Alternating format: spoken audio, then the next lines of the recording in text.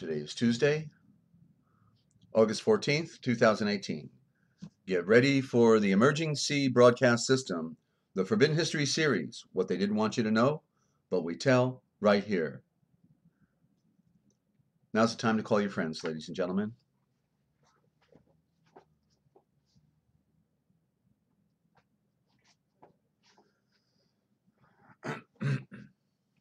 Stand by for the broadcast.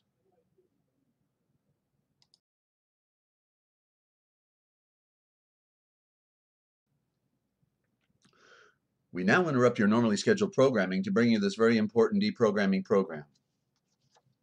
And special thanks to YouTube.com for hosting the Forbidden History Series.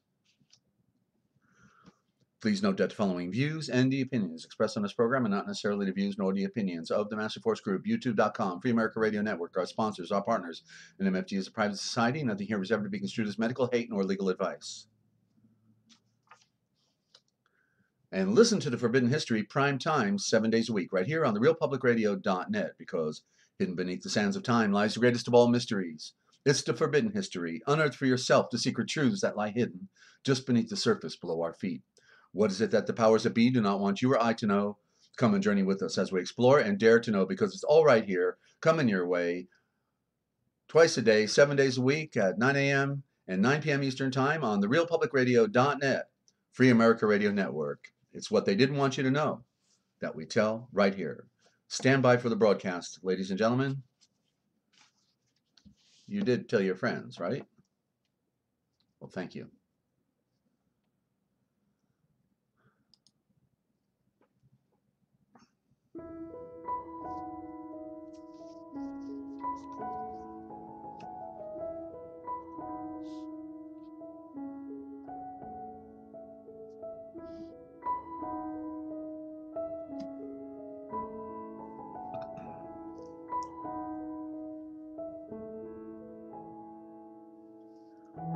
Coming to you live from Studio Z at the Lighthouse in Central Ohio, in the heart of Amish country and Free America Radio Network, in the land of dreams, enchantments, and nightmares. It's the Forbidden History Series, the great lies of history, the duality revealed in nature, patterns and pictures, symbolism, the ABCs of light, an important book review this morning, and movies we do too, and read on the history of the church by Eusebius, and also the original gospel. It's all right here, ladies and gentlemen. We are the deprogramming program.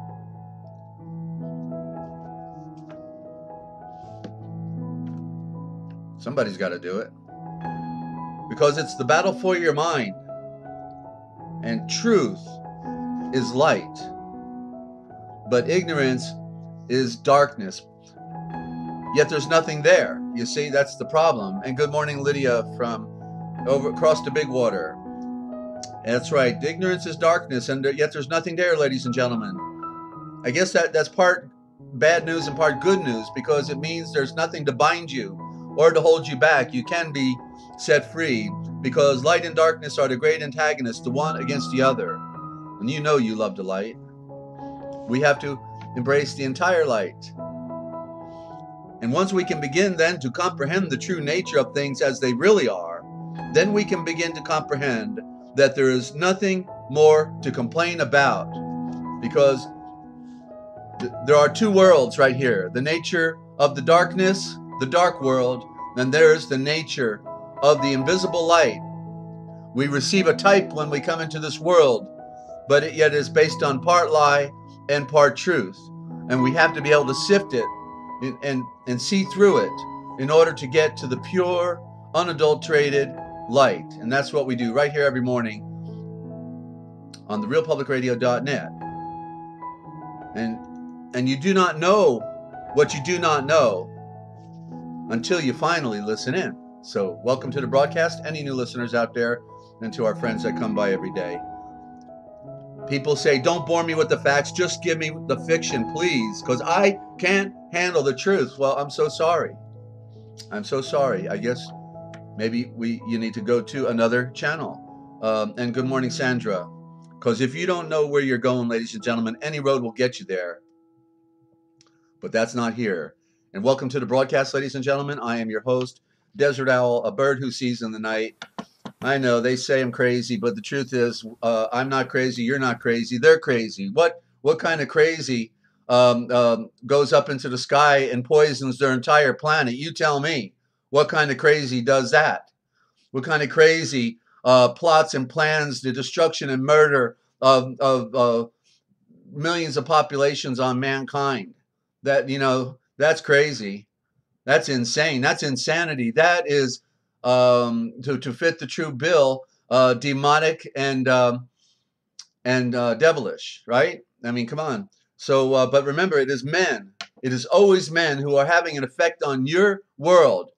They put their pants on just like you and me, or their dresses as well. We know that. We talk about that. They put on their dresses just like the women and then these priesthoods, right? And these secret societies and these the Islamabads, that literally have an agenda. For some reason, they feel they need to kill everybody when Yeshua told us to love everybody, even to love our enemies, to give them a glass of water. Then you got a bunch of psychopaths thinking that their answer to the great one, whoever that great one is that they're talking about, the answer is to kill everybody, and then they'll I don't know. The good news is Yahweh, who is the great Olaf Haim, is in control and owns it all. Good morning, Ninja.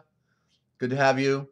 And I think I said good morning, Sandra, already. And yes, they are twisted. That's right. And they entertained us all of our lives. They created the entertainment. They followed the Babylonian Talmud. It comes back from the ancient Hinduism. Okay, the Talmud came into the West from the East through the Aryan Brahmin priesthood, the occult, to teach their sickos exactly as a blueprint how they should treat us and how they should consider us not even what would be the word, a true sentient being, but an accident or of nature, or like we're animals, as they call us, goyim. Or they call us yahoos. You don't have a Yahoo account, do you?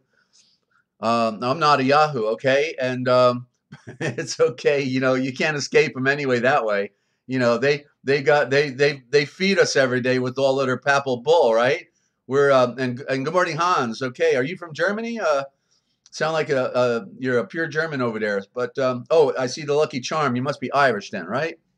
All right. Well, be fun to know where you're from. We have wonderful friends from around the world on here, and yeah, I'm a little on overload. You've noticed, ladies and gentlemen, and what can I say?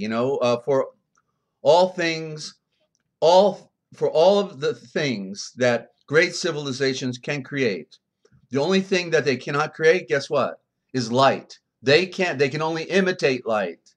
Okay, and so yeah. So and I don't know if I said good morning. Good morning, Lydia, and good to have you. And we've got a couple friends from Ireland out there. Oh, you're Irish indeed. Okay, so we got 3 friends now from Ireland. That's fantastic. More reasons to have to want to go there one day. Okay, so and I noticed you studied the law, Hans. I did notice that on your channel, and I think you were the one who had that excellent work by David Wynn Miller. One of my best friends was a friend of David Wynn Miller's, and so I've been following his work since last century, actually. Not too closely because I was so into so much other stuff, but nonetheless, I'm very aware of David's materials, and I'm reviewing that YouTube on your channel last night. And profound work David Wynn Miller has done. Still trying to figure that guy out. He's just how people come up with this stuff. I'll never figure it out, but I'm trying. I'm trying. People may say that about me too. The best way to identify the truth, ladies and gentlemen, is to identify the great lies of history, and that's what we're going to do right here. Don't forget, it takes 1,000,000 lies to cover the first lie. Okay, and the word lie has the 2 vowels that they use against us in our diction. That's what's really interesting about the word lie. The I, just rip the I right out of every word because it's a blind. It's a blind eye, but it's appropriately called blind. Yes, you are a long year alive student of David. Okay, very good. And so the word lie and the E also, so there's been a switch out, a switch out, the left for the right for the left, the light for the darkness, right? It's a world of opposites, and that's the thing we've got to we got to see. Nothing evil by itself. In other words, you can go to McDonald's today, you'll still live, but it won't be good for you in the long run. So we just got to continually sift and purify and get away from all of the the things that affect us. We just like you see, there were people on different cosmic levels in the ancient time. There were like those who were up in the upper Nile, called in a place called Nag Hammadi. The reason it was called Nag Hammadi is because the bend in the river was like the serpent, the Naga, the Nagash, living only to fact. That's beautiful. Yeah, that's the way David would say it, right? And so continuing on here, we're going to be talking about. Well, we're going to do a quick book review, and then I've got a bunch of words. I think I probably just need to go right into the words because I've got plenty of them. And then after that, we'll go into the history of the church and the original gospel, okay?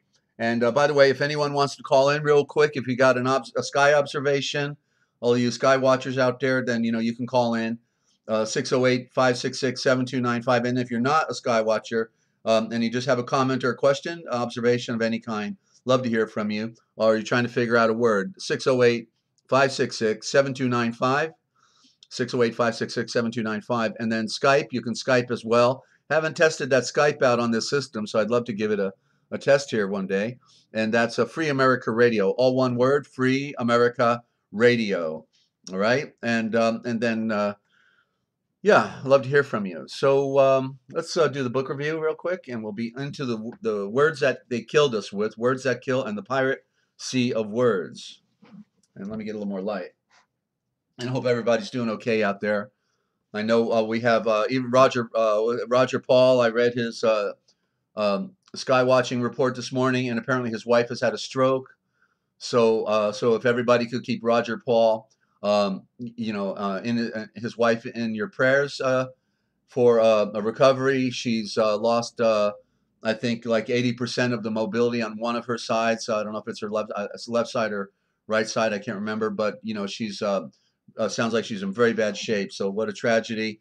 When he's giving it his all to go out there and people just need to be aware that every time you go in the sun, you're getting another dose of solar radiation, UVB, UVC, and it's accumulative. Okay, just like the radiation from Fukushima, once you get it in, it don't go out. I've been taking my iodine.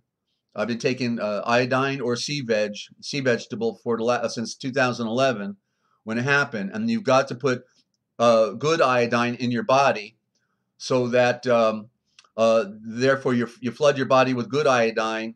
Then you will not absorb the radiated iodine in the air. Okay, that's the idea. So I don't know how that relates to the solar radiation. I'm not smart enough to figure that one out, but it seems like it'd be under the same principle.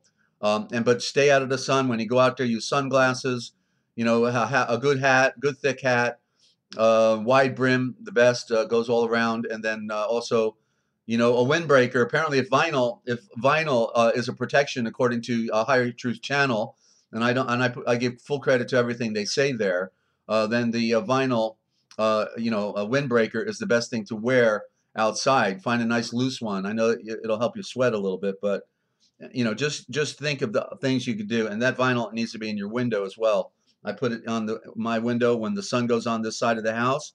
Boom, I put vinyl and cardboard as well in my window, plus the blinds, plus the curtains. So I've got like 4 layers of stopping the sunlight and radiation coming through my window right next to my desk in the afternoon. Okay, so we've got to use the protocols because we will fall victim. Ultimately, we will fall victim to the UV, B, and C radiation. It's a given. Already the plants are dying around the world. You know that, friends. Okay, we've seen the pictures. Sundog NDC had a good one the other day, right in her backyard. Actually, she's got several of them. Yeah, she's got several showing the plants around her. It's everywhere. It's Australia, New Zealand, Canada, both sides of the continent, the Sierras, the Rocky Mountains. And I'm certain that's why they're burning down the forest, because they don't want us to see the evidence, and it serves 2 purposes: hide the evidence and and burn out the goyim. Burn the goyim out. Yes, those worthless good old Americans. And it's happening all over the world, right? Portugal, Spain, Greece. Geez, what a nightmare is unfolding for mankind, ladies and gentlemen. And that's why the most important thing to do is to not, be looking at that beast so much as looking up and at Yeshua, and then down into the burning swords of fire. They're burning too, the words, and they breathe truth, and they will allow us to transcend. We eat 3 meals a day. We better be consuming much of the higher verbiage of enlightenment, because that's the real food that brings eternal life. Okay, and Ninja, you're saying 2 thick layers of curtains is 2 thick layers of curtains enough? I get the sun first thing in the morning. Well, no, you need to put vinyl. The curtains create a buffer, but vinyl. So I have these giant boxes, that you can, when you move, you put all stuff in these giant boxes that they're plastic, right? And then on top they have the plastic lid. I take the plastic lids. They're like 3 feet long, at least 3 feet long, and about 2 feet wide. So it's a big box cover, and I tilt them up against my window. That's how I do it. Okay, and cardboard is on the other side of it, and so and cardboard is a great insulator. Okay, as well. Whenever I went camping in the wintertime, I used to do winter camping when I was a teenager, and we always used newspaper as the first layer on the ground before we put down our bedding. Newspaper, then the tarp, then the sleeping bags and all that. So yeah, newspaper is a great insulator as well. So I just do as much as I can. The more the better. It's not perfect, okay? It will still come through. It goes right through the house, right through your body, okay? It goes right to the DNA. It goes right through the earth, okay? This is a quantum physics at its best when we're talking about what as well as the gamma rays at night. That's not my department, but I get the picture that we are in deep trouble any time of the day, but better to go shopping at night, okay? So we're talking about the Garden of Eden, and as you know, and by the way, I'm in the book, the Dictionary of All Scriptures and Myths. This was my reading this morning, and it was relevant for sharing with you. So remember, the Eden is a corruption, just like I proved out that Esau is Aisha, and was the primary title of Aisha Real. Aisha Real, okay, is what misnomered as Israel. There's the blind eye right in front of Israel, the eye, okay? So we put the A, it's supplemented the A, and it's Aisha Real. The S has to have an H. So Eden as well is the atom, and we've talked about that. Yeah, okay, Sand Groper, it will reflect. Very good. So this is a definition called the Garden of Eden, but remember, it's the Garden of the Atoms. The atoms. It's the source, right? I think the hardest thing might be for people to wrap their mind around the nature of the sun when we now look at it scientifically, and we have telescopes, and we've got all these satellites, and they do pictures of the sun. We would have a hard time wrapping our mind around the fact that it is the throne of the Great Spirit. Even though the Spirit is everywhere, it's a symbol. It's merely a symbol. It's the great logo. But you know what they want us to do? They want us to study all of nature like it's somehow relevant to our spiritual walk. Not that they're going there, but the point is, they want us to look through telescopes and microscopes at all the wonders of the world, but yet they never make the connection of the symbolic nature of what it all means. The graphic, okay, the higher adic meaning of the logo, the symbol, right? That's what we have to do. It's not like examining nature, like, ooh, isn't nature really cool or something? It's not. It's telling a story about who we are within the great cosmos. Okay. So let's see. I'll show you something. I want to show you. I did this over 30 years ago. I saw this. I don't remember how it came to me, but I just wrote it down one day. And so I write down the animals. Write down the word animal, since we're talking about words today. And then below that, skip a space, and then below that, write down directly under it, primate, Primate. Okay, and now just underline on the top word an, underline an, the first part of the word animal, just an, and then on the lower word primate, underline the word mate. Okay, mates down there in Australia, underline mate. And then notice that animals and primates animate, and they are the primal. You see how each word has a component that can create another word when you cross them. So animals and primates animate, and they are the primals, meaning the primordial essence, and therefore the great spirit of life, the Holy Spirit, is communicating to us through all of these symbols. Good morning, Crystal. Great you're here.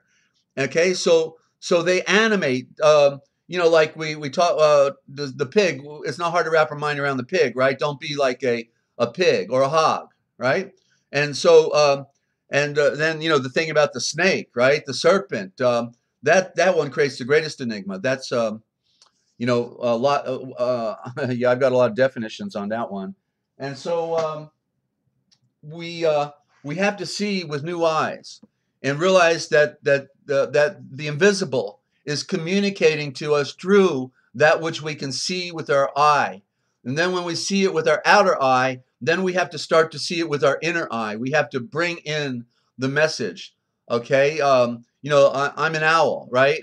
It's I'm not like an owl. The metaphor is you are an owl, not like the man runs like a deer, but he is the deer. That's the metaphor, you see? And so I am an owl because I knew it back in the mid-1980s because of the study and the journey that the Great Spirit Yahweh has put me on.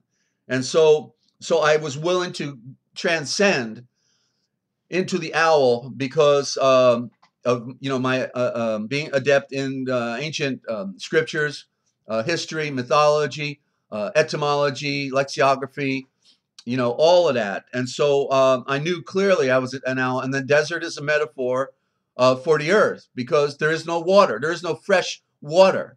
Okay. And we're going to get a little more into that today. And I think it's right here in the definition. Let's move forward here. There is no spring of water. And what's interesting about the anagram for desert is thirsted. You can see it's not perfect, but thirsted when you spell it backwards as an anagram. And it means thirst. So desert in the anagram means thirst. We crave the fresh water, the spring water. You might want to reboot your phone, Lydia. That would be my first option if it keeps it up. Okay, consider turning off your phone and rebooting it. Okay, so Garden of Eden is the garden of the atoms. Think about how many atoms are in. How many atoms are in, good morning, y'all love. Good to have you. How many atoms, are in the sun? How many atoms are in a glass of water? They say that there's 1 million atoms in the breadth of a hair. 1 million of them right there. Line them up one after another, and there's 1 million of them. I can't see them, so I don't know, how, what I'm saying, how accurate that is. But I think it's probably very right on, very close. And then when I watched that documentary on atoms one day, they said that there are more atoms in one glass of water, 1 8-ounce glass of water. There are more atoms in one glass of water than there are glasses of water in all of the oceans of the world. Right? What a mind blower! More atoms in one glass of water than there are glasses of water in all the oceans of the world. And so then think about how many atoms are in the sun. It's raining down all day long, is it not? The light particles just raining down on us, just raining down, and it feeds us. We need the light. It brings forth the oxygen through the plants. The photosynthesis, and so there's actually more of all the elements. There is more oxygen, the element of oxygen, than any other element on Earth, and it's in the air. Okay. And we need to breathe more than anything else we do, right? We're breathing every several times a minute. We can go 40 days without food. We can go maybe 5 or 7 without water, but we're going to be in bad shape. But yet we can't but go just a couple minutes without oxygen, and we're done. So that represents the breath. You see, the breath represents the spirit, and so we have to get the picture of these associations, because it tells a story about who we are, where we are, when we are, and why we are, right? And so nobody defines these things. Nobody's meditating. Nobody's, they're just out having a party, looking at the next ball game, wanting just to go fishing and sit by the river and, and look at nature instead of breathing in nature, what it means. It's symbolic essence. It's a motion picture that's standing right before us, and we never watch that movie. The deeper meaning that's on the inner journey. They're on the exoteric level when we need to be on the esoteric level, the higher order of things. So Garden of Eden. Let me try it again. Third approach. Here we go. Okay, a symbol of the Buddhic or wisdom plane. Okay, the Buddhic or wisdom plane, and Buddhic implies the flower, and it implies actually the sun. The Buddhic plane is the light. You see, and don't get caught up in the word Buddhic, because all of our minds have been prejudiced against Eastern traditions. Yet our tradition comes from the East, right? And so like the word Om, people think, okay, don't ever dare say the word Om because it came from the East, but yet it is the primary suffix of atom, the atom, the Om. The AT is the symbol of the alphabet, the AT, and then the Om. So it's literally the atom, meaning the sounds of creation. The sounds of creation. It's one of our words, one of our shavors. And they prejudiced us, the Masons and the Jesuits at the pulpits, prejudiced our minds to think that somehow to embrace an Eastern culture, because they know our tradition came out of the East. And so they brought us into the West and they killed us, right? And what does West mean? It means death. They call us the West. You tell me where East and West begin, okay? Because it's all relevant. The sun goes around the entire earth, but how come they're claiming it over there as the East? They also have a sunset too, don't they? They have a westing house that goes down, and it's the house of death when the sun goes down. And they're not free from it, but they prejudiced our minds to only see things one way when we have to see things both ways. We are of an Eastern tradition that has been destroyed, and we have to bring it back, ladies and gentlemen. Okay? Okay, Hans, good to have you. Thanks for stopping by. And so let me get a sip of my throat tonic here, and I'll be trying this again. Okay, so a symbol, the Garden of the Atom is the symbol of the Buddhic or wisdom plane. So I'm going to read now literally in their words, and I'll transliterate here, okay? Eden, which is the wisdom of God. Eden, which is the wisdom of God. Well, we know what wisdom is. It's light, right? It's light. And so here's how it should read. The atom is the light of the great Olaf Haim, okay? So the atom is the light of the great Olaf Haim. And so I guess when you get all those atoms together, they have, spontaneous combustion. And the breath breathes. It moved upon the face of the cosmos, not the ocean, the cosmic sea, and then breathed into a star, and it was ignited, lit on fire. And that same breath that breathed into a star, our mother star, the sun, wants to breathe inside of you, ladies and gentlemen. A profound moment in marriage. It's called the marriage in our scriptures. When the marriage occurs, the light goes off, okay? And no matter how much you know right now, when that happens, then literally the enlightenment, that's when the enlightenment really begins, okay? The revelations, the inner, the oneness, okay? So here we go. That's Philo, okay? Philo, we read him most every day, and it says he said Eden is the wisdom of God, but the code crew, the cyber code people, they the Balai Sults, the Ashkenazi Khazar Jews, they corrupted the words, so it's the atom is the light of the great Olaf Haim, okay? The atom. And so we are made up of atoms. And so these are the light particles that we are made of. Okay? And they talk about how we're a hologram. But that's irrelevant. The point is that we are of a divine origin by physical matter as well as by spirit. But that's why Yeshua said, when you didn't go, since he's the first Adam, the ATOM, Yeshua is the first ATOM, the first Adam. That's why when he said, when you didn't go visit the prisoner, you didn't go visit me. When you didn't go visit the sick, you didn't go visit me. That's why he knows how many hairs are on our head. He talk about being connected. We're made of him. He was the first Adam, ATOM. So get the picture. They don't talk about this at the bullpit, do they? Of course not. Nice graphic there, Yalav. Absolutely. So, so the continuing now, and by the way, that was in Philo, the book called Works, Volume 4, page 68. That the paradise of God means the truth of wisdom. I'm reading another quote here. The paradise of God means the truth of wisdom, and faith is evident. Excuse me, is evident from the signification of the garden in the word. It's got a capital W. Garden there signifies wisdom and intelligence. Okay, garden, and I'm going to do a definition on the garden here. I wrote it down before the program in my reading this morning. Okay, so garden. So the word and garden therefore signifies wisdom and intelligence. That's the garden. That's paradise. Okay. And interesting, the word paradise means two dyes, two cuts. And that's what we see in day and night, two cuts. So there's a paradise here.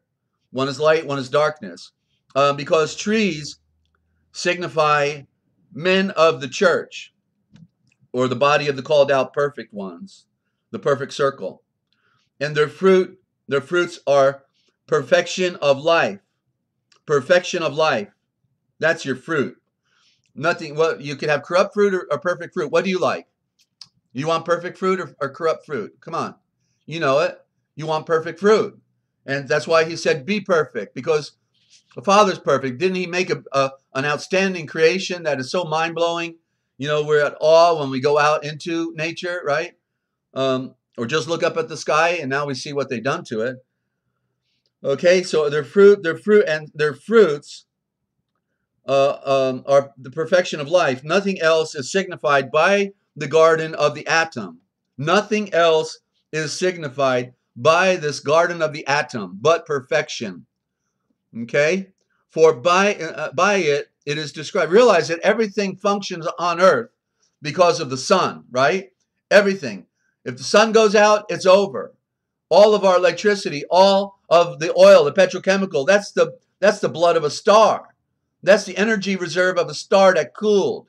That's why there was a company called Sunoco Oil, Sun Oil Company, Sun Oil, because the earth came out of the sun, ladies and gentlemen, an orb, a child of the sun, and it came out with 100,000-mile umbilical cord, and then it was released after being fed to its proper proportion, and then it went in orbit around its mother star, feeding on the light, knowing that the light is the sustenance, the breast. The sun is the breast of the mother star that we have to feed upon every day to live. Okay? So, and therefore, that's the symbolic nature. For by it is described as the wisdom of Adam. So also described as the wisdom of Adam. Why? Because he was the Naga.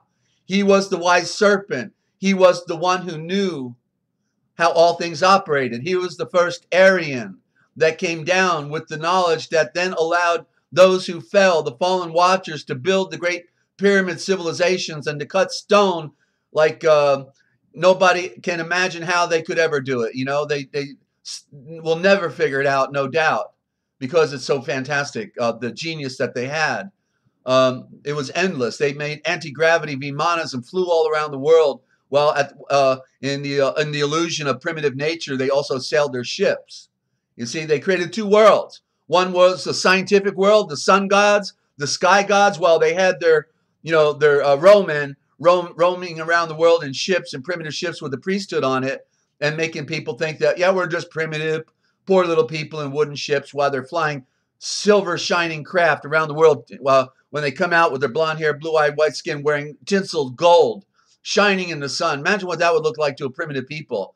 Sky gods, sun gods came down from the sun, bow down and worship them, the priesthood. Oh yeah, that's where the word arrogance and Aryan come from, okay? Orion is Aryan, okay? It's also known as Osiris in Mitzrayim, Egypt, but it is Aryan, Orion, Aryan, okay? Get the picture. So, continuing, you, Prince of Tyrus. This is out of Ezekiel 20, Ezekiel 28:13. You, Prince of Tyrus, has been in the atom, the garden of the great Olofhaim. The garden of the great Olofhaim. Every precious stone was your covering. And it's probably a poor translation. I don't know what the aspect of the precious stone. Every precious stone may also imply represents you. I think that's what it may imply. That's why the breastplate had 12 gems on it. That may be the implication. Every precious stone is on your covering. The breastplate, of course. The breastplate, the covering. That's Ezekiel. And then one more. The mental nature, Prince of Tyrus, has been endowed from the Buddhic plane. The mental nature, I'm reading it again. The mental nature has been endowed from the Buddhic plane. So the mental nature, our nature, okay? That's why the head is on top, right? Because it's of the higher plane. The body is of the lower plane. The body wants to rule our thinking when our thinking is supposed to rule our body, right? It got reversed, okay? So try this again. The mental nature, Prince of Tyrus, has been endowed from the Buddhic plane. That's from the sun. The Buddhic plane being Eden, that's the atom, that's the sun, with every virtue, every precious stone. There's lay up your treasures in your heaven, in your sun, in your mine, just like a gold mine, okay, without a D on it, gold mine. That's min. There's the prime root in Mitzrayim, okay, the MI. That's why in British intelligence is MI6 and MI5. They know because it means you look at things closely, finitely. The mental virtue, the mental nature was perfect from the day it was evolved, or we could say made, okay? It doesn't matter. When it was instituted, okay?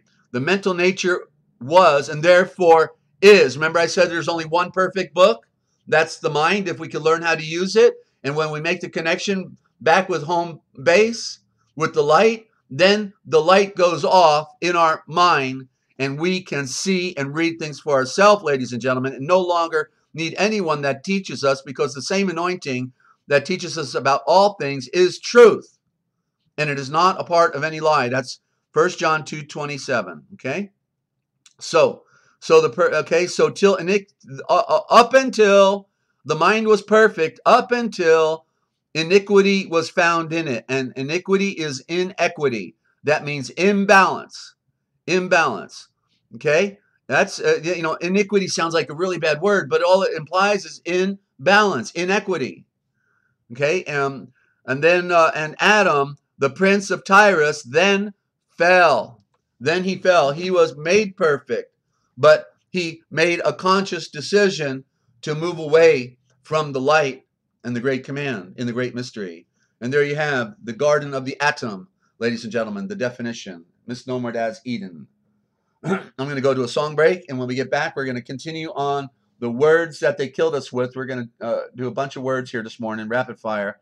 I've got so many of them, I realized, okay, let's just do it. I didn't do those words last night, and they backed up, and now we've got a little trail we're going to go down right here on the realpublicradio.net, Free America Radio Network. You know, it's what they didn't want you to know that we tell right here. You did tell your friends, and good morning, love matters. Good to have you. Be right back.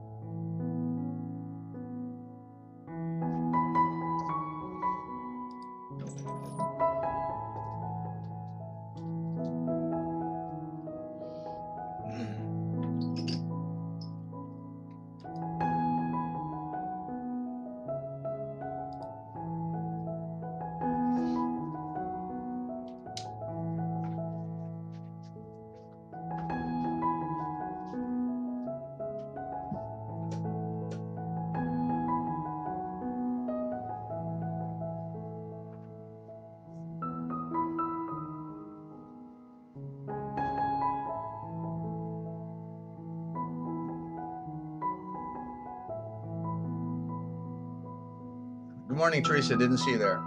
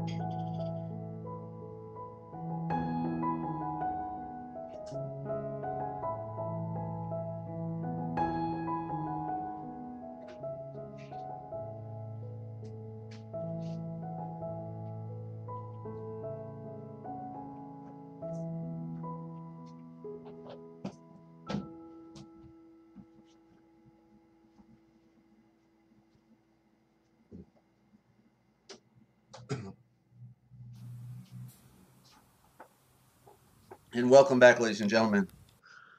Excuse me. You are, yeah, I'm having, hang on a minute. I needed more time, I guess, or an overhaul, maybe. Hang on.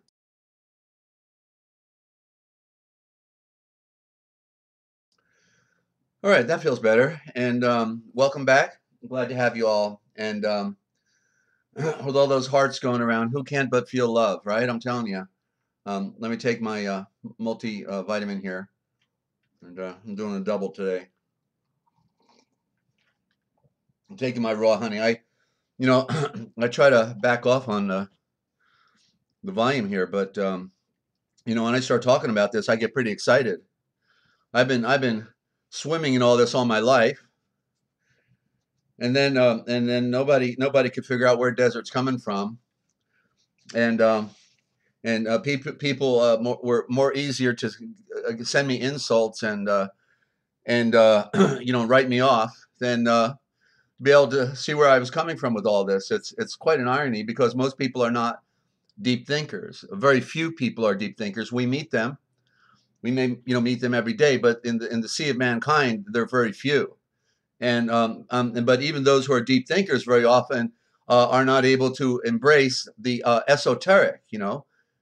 And good morning, Liz.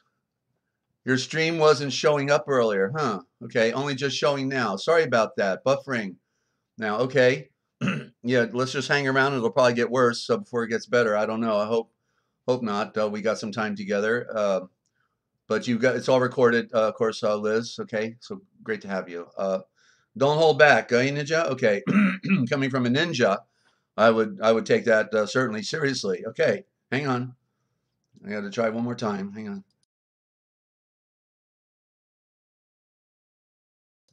So in this great reversal that we talk about, ladies and gentlemen, the duality. So it's one word that's really interesting, and I wrote this down yesterday, is the word coincidence, because whenever we say, oh, it just must be a coincidence, what we're implying in the nature of that is that it's not related. But actually, the word coincidence actually means it is related. You see, if I'm talking about something right now, that's relevant, a big idea or something, then all of a sudden, the mailman drops off a package that is related. That is a coincidence. You see, so just like they got us cursing when we use our computer, you got to use the cursor, and and all the gobbledygook that they gave to us. We've been programmed to see things in an opposite reflection when it's the other way around. Just like they corrupted the word nice, and nice used to be not very nice, and now it means somebody that's okay. But originally it was like, maybe you were, I don't know, I don't, off the top of my head, I can't remember the original meaning. I'd have to look it up. But nice is not a nice word, but we can use it today because we all embrace it as an endearing quality. So today we can embrace it that way. But, as Webster said, that which is first, or it was Confucius, that which is first is superior. Or Webster did say, it is always the first definition of a word. That which is first is first in time and first in line. The original meaning is the meaning. Doesn't matter how it's changed. We've got to go back to primitive root because it's based on symbol. Okay, and most of the symbols, of course, have been corrupted. Yeah, and synchronicity is another word that can be used. Thank you, Love Matters. Okay, so continuing here, I'm going to go through a couple short ones first, then I'm going to get into the meat of the words that they killed us with. Okay, so just some short ones to help you, again, get to see a bit of original thought. Okay, and here's a interesting scripture I read this morning. Let me get the book. Okay, so just like with that reversal again, right? You hear everybody always saying, just like, they say nobody's perfect, and we talked about that last night, and I think we disposed of that fallacy, that we don't know everybody, but yet the scripture says to be perfect, and if a violinist can play a violin without missing a note, can't we live our life without missing a note? Can't we put on a pure mind and a pure heart, and therefore all of our actions within our body be pure? Is that not possible? Well, that's the fulfillment of creation. That's when Yeshua said, "It is finished." He showed us the way to perfection, to sacrifice the self for the greater good of the calling of Yahweh in this mystery, that we serve others, not serve ourselves. Right? Serving others is that perfection, and not serving ourselves. So where's that quote now? Okay, yeah, it was in Isaiah, and it was Chapter 41, and it was started out at the very first verse 1. Be still before me, and remain silent, you islands. Okay, you islands. So we're being called an island there, and then it says it again back in down in verse 5. I'll start in verse 4. I am Yahweh, who is the great Elohim, who am the first, and myself, I am the one who is last. He is the first, he's the last. And the islands will see and fear. The islands will see and fear. Okay? And so the islands will see and fear. Well, it sounds like people to me, right? And he said right at the top, be still and silent before me, you islands. So he's calling us an island. Why? Well, don't we come into this world alone? We come into the world alone, right? And very often many of us stand alone. That's what I'm doing. I'm an island. I've been standing alone with this for all my life. Okay? All my life. And I was introverted before I knew anything. I was totally introverted, so I was alone just by being an introvert and didn't know how to talk in a crowd. Okay, so I was an island. And so, and by the way, the word island, the I is a corruption. Remember, we talk about the I being the blind. And it's not island, it's the A-land. It's the A-land, okay? Letter A for the I, looking. You look with the first letter of the alphabet when you look at the alphabet first, okay? So, so there you go. Just wanted to share that little tidbit with you one more time, a reversal. It's the occult world, the world of trickery, to keep you blind, in the blind, ladies and gentlemen. Okay, so here's a little example of original thought. Okay, and you might want to write some of these down to help you remember and get the picture, although it is recorded. But to do the work, to do the work activity, it helps you better to remember. Then you can share it with somebody, and say, okay, you're listening to that crazy desert owl, huh? Okay. So, so in Holland, that's Holy Land. There's original thought right there. Holland is being called the Holy Land. Why? Because it was under the water. They had to pump it all out, right? Holland, they had to build dikes and all those windmills, and then they call it Holy Land. I guess because it was so sacred, right? Land was so scarce, they had to actually create their own land. That's probably why they called it Holy Land. But we only hear Holland. How come they don't just call it Holy Land? Since that's what it is, because they don't want us to get pictures. Okay? They love abbreviating words. They love splicing and dicing and cutting us up as well, and cutting our hearts and cutting our minds. Okay? So what do they grow over there in Holland? You know, they grow the tulips, right? So the tulips. So what is tulips? It is two, okay? TWO, really should be TOO, but that's okay. Two, TWO. Two lips, like your upper lip and your lower lip, right? And now you take a look at a tulip. Does it not have only two lips? What we would call petals? It's got two petals that come together to create those two lips. A beautiful flower of the most profound simplicity and yet of the greatest elegance. It only has two lips, two petals, and they're very strong, right? They're very strong and rigid. And there's your two lips. But did you ever see that before? Come on, fess up. You didn't see that before, right? Okay, maybe you did. Some of you could have, but you know, most people would not get that. Just like they don't, you know, get the picture for laundry. You know, laundry means lawn dry. You put it out on the lawn, and we don't do lawn dry anymore. We don't do laundry. We do machine wash. Okay, so we talked about iniquity and inequity. Okay, about balance. Okay, and then you know, we hear the word monster all of our lives, right? But we never get the picture that it's an abbreviation of the original thought, and the monster is the, thank you, Yah. Okay, she fessed up, all right? So monster is moon star. Moon star, you see? That because why? Well, the monster is always in the night, always in the darkness, and he certainly doesn't represent the light of the sun, the logo, because he's evil, right? In this concept of a monster, he's wicked. He's coming to eat you, and therefore he's not representing the sun, but he's representing the Luciferian moon, the moon star. Okay, so just realize that this is the way the words are working. Okay, this is the way the words work. It's you know, it's not like some great revelation here that I'm bringing you. It's just a matter of showing you this is the pattern of original thought within these abbreviated words, which they did outside the Vatican at the College of Abbreviators. All right, because you know they've got to control us because they're running the world. They hate our guts. They just are here, you know. Outside the Vatican, the College of Abbreviators, run by the Jesuit Curii, they put the cure in your eye. That's their job. That's all they do. Is their whole function is to manipulate mankind. That's the phony religion. Look at what it did to Islam, right? Look at what it did to Islam. That's the greatest extreme example. You know, when Yeshua taught us, gave us a tradition of love, then we see a tradition of hatred.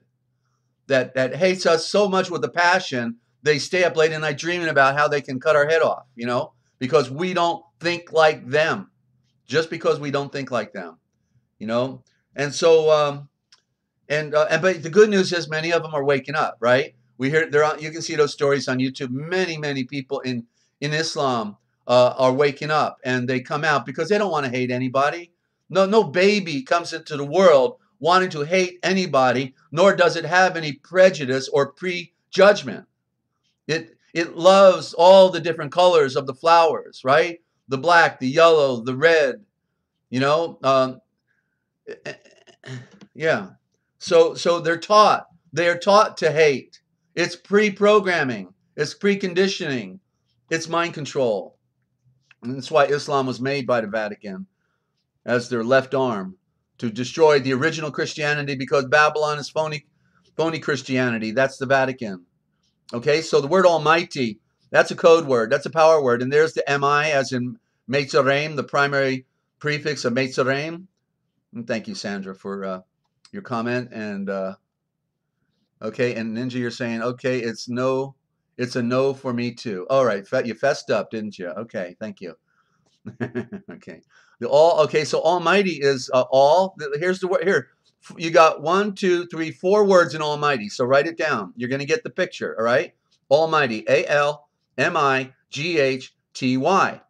And Almighty is an abbreviation because they don't want to give us the original meanings. because they embrace it, right? And it's the one that actually prejudiced our mind against, because we see it on the back of the dollar bill and we think, oh, well, that's just the occultic. But, you know, they're claiming to be the light. We know that the occultic are not the light. They're the darkness. And that's Lucifer clothing herself in the light. She's looking good. But she's not a virgin. She's a whore. The virgin light is the sun. So Almighty, all is A-L-L. If you see one L, there's always two L's there. All, my like in microscope, my like in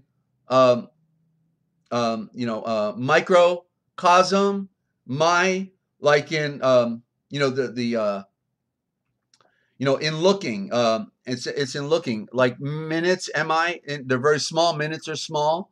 Okay, so the mi means seeing, and then the GH is a symbol of return. It's the code for return. It's pronounced 8, and EIGHT, right? The word 8 is a component here for return, because if you look, you can bring something back.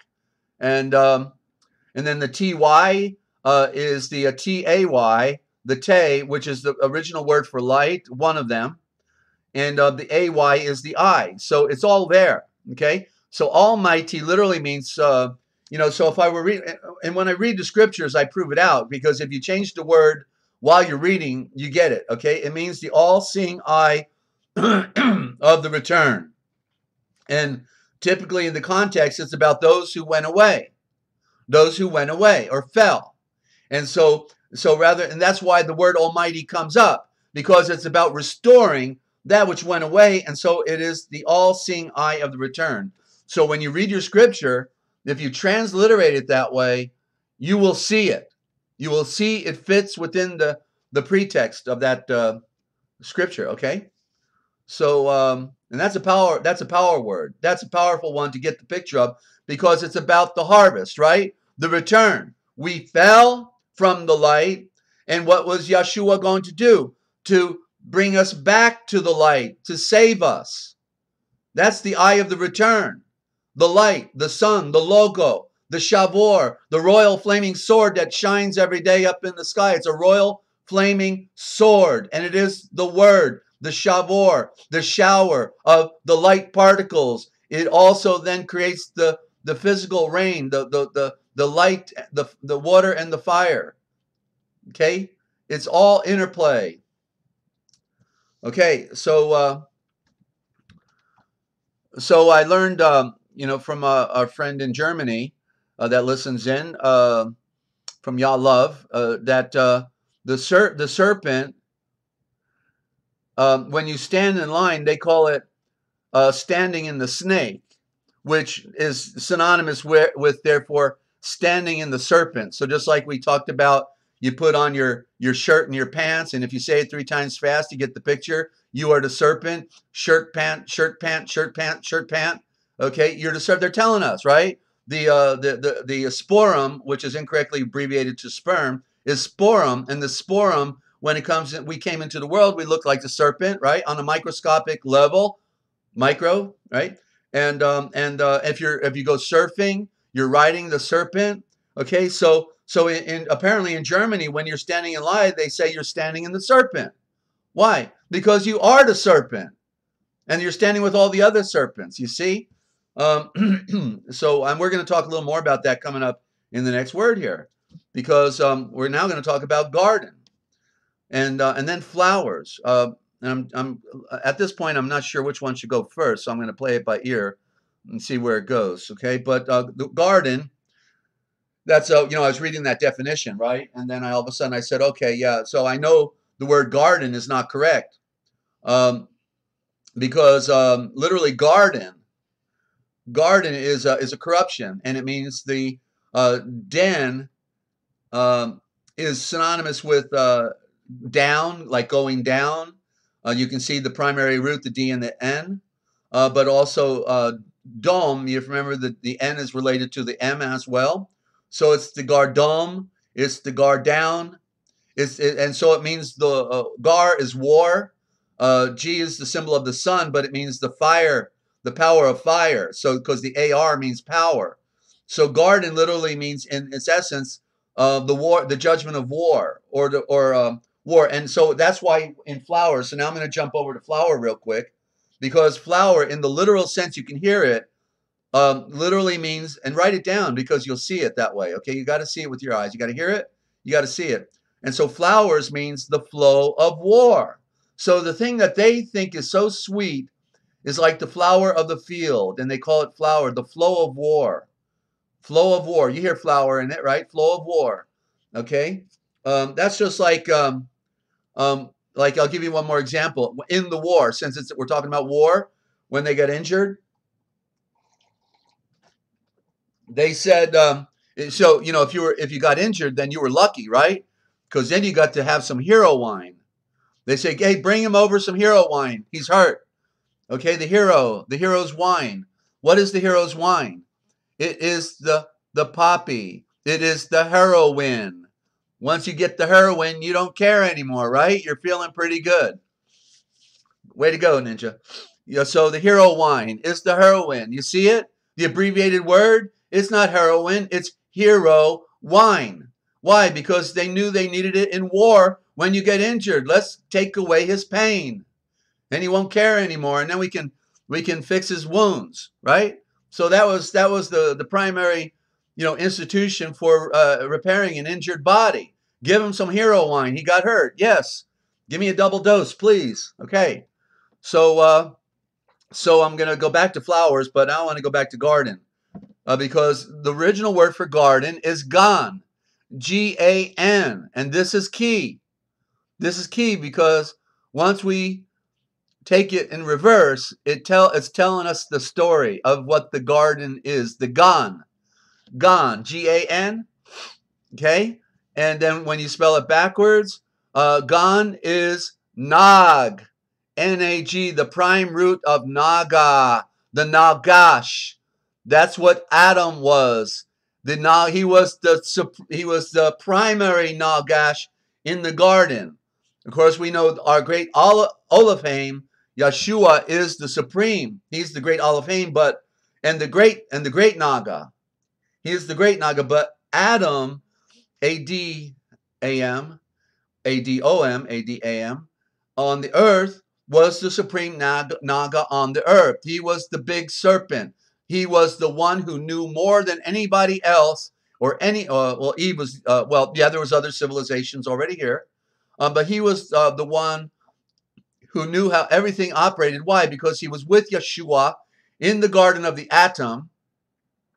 And while Yeshua was making all things, it says right in our King James Genesis, first few chapters, that he named all things. And that's why, it's the other part of his name is in Strong's, and it's called dictum. Dictum for dictate. Good morning, Shelley. Good to have you.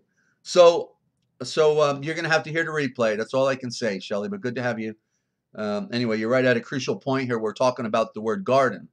And so gan is the original word, and then nag is the reversal, the anagram, and it's the nagash, and that was Adam. And so, but the point here that I want to make is, okay, let's look at nag for a minute. I just saw something I never noticed before, okay?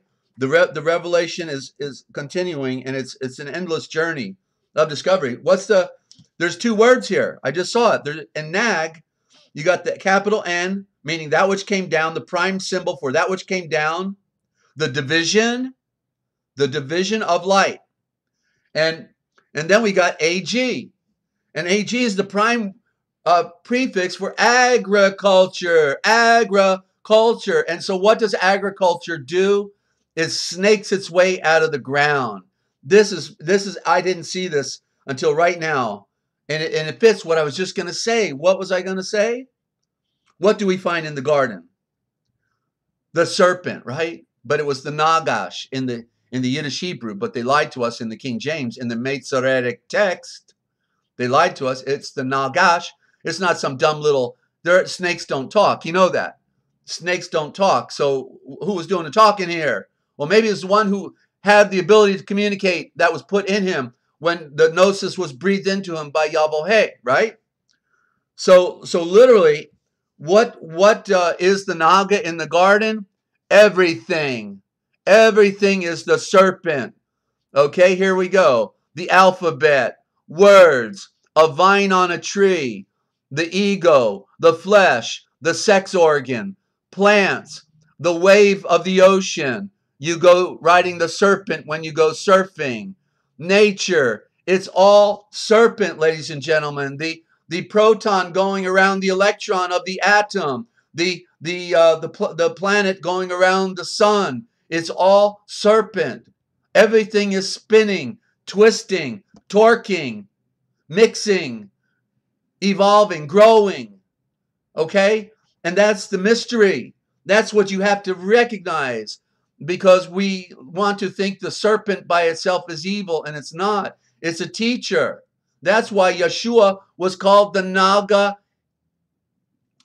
healer, but he was also called the Naga wise man. Okay? Not the carpenter. That was the cover.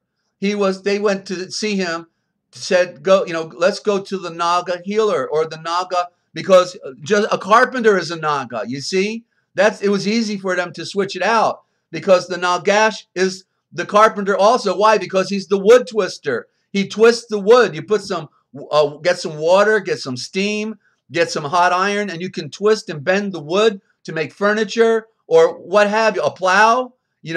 All of these things are, have to be, manufactured in a very unique way, and they were also wise. It's specialized knowledge, right? To be even a carpenter.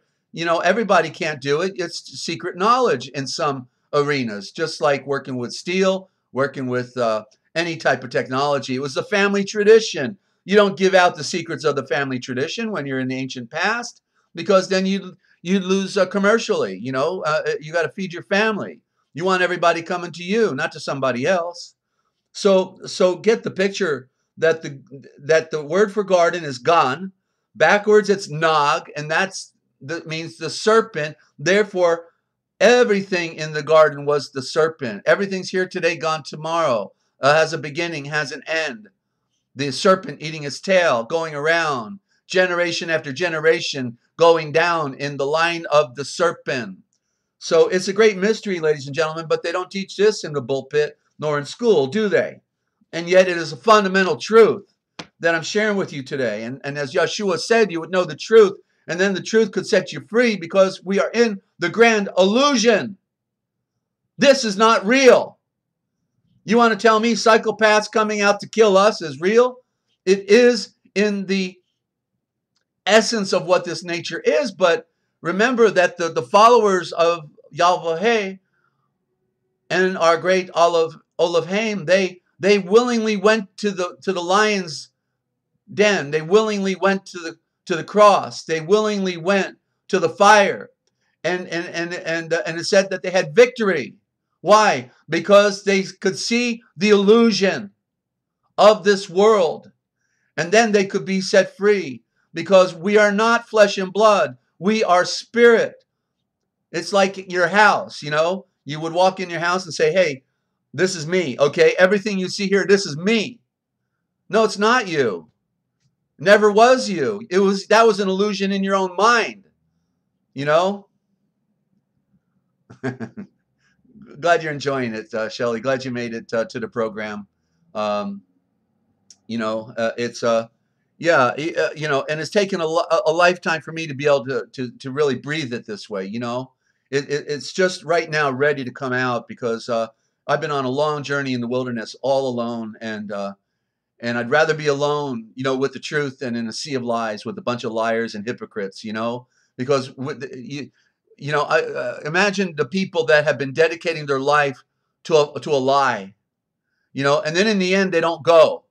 In the end they don't go. They're in a false tradition, and then they don't really go. To dedicate your entire life to a lie, that to me is the greatest irony. And therefore, I still have work to do on myself. We all have work to do, and so I'm just, giving you the essence of what is important to me, which allows me to go further and to endure the persecution I'm even going through right now. Okay, I got a bunch of people out the door that love to kill me, just because of who I am. I didn't even come here to expose anybody for their criminal activity or anything, but but yet, the Father is with me. He sees all. He is the all-seeing eye. He is ever present. They're in darkness. They are empty. And if they come for me, guess what? He's going for them. He's going for their jugular. And so because I'm on the crucible of the most important transliterary work in modern time, if the Father, if there's time allowed, I will surpass Fenton, and I will surpass Lamsa, the most important transliterations of our scriptures, okay? Because I use my experts. The Father gave them to me to help me to take it to the next level that nobody's been able to go to bring it back into the Indo-Germanic Aramaic mother tongue where nobody's even talking about it, you see? Because the priesthood got us stuck in the Greek and the Aramaic. Or excuse me, the Greek and the Yiddish Hebrew. Not Hebrew, Yiddish. And what did I just say? Was it yesterday in the Strong's Lexicon? It gave no credit to Israel or the Hebrews. It said that this Hebrew, what is called Hebrew, belongs to the Phoenicians. The Phoenicians, right? No credit to Israel, no credit to Jerusalem, no credit to the Hebrews. Belonged to the Phoenicians. It was the Phoenician code as well. Why? Because the priesthood sold out with the Phoenicians because business is good, babe. Let's make some money here. We can have all the wine, women, and song we want. Okay, Shelley, what are you writing here? Well, thank you. But Yeshua is the one that sets us apart. Okay, I'm not smart enough for this. Okay, I was never qualified ever. The called out ones. Yeah, we are called out. That's right. To be a part of a perfect circle. That's the original essence of the church. Because Kirk in church means circle. You go to a circus, the circle, church, Kirk. And so it's the perfect circle. That's the original meaning of the called out ones. We're called out into a perfect circle of purity and honesty and truth and perfection. You see? And continuing, what do you got here? They hate us. They want the sheep dead so they can have their earth kingdom. Yeah, well, guess what? They destroyed their world, didn't they? And thank you also, Shelley, for your wonderful comments. It is powerful thing to see, know that you know that you know, and to see with clear eyes. Thank you so much. Father is protecting, and you folks are breathing life into me. I've got to tell you, because just a couple months ago I had nobody to talk to. It was great irony. I'm surrounded by criminals, and there was nobody to talk to in my backyard.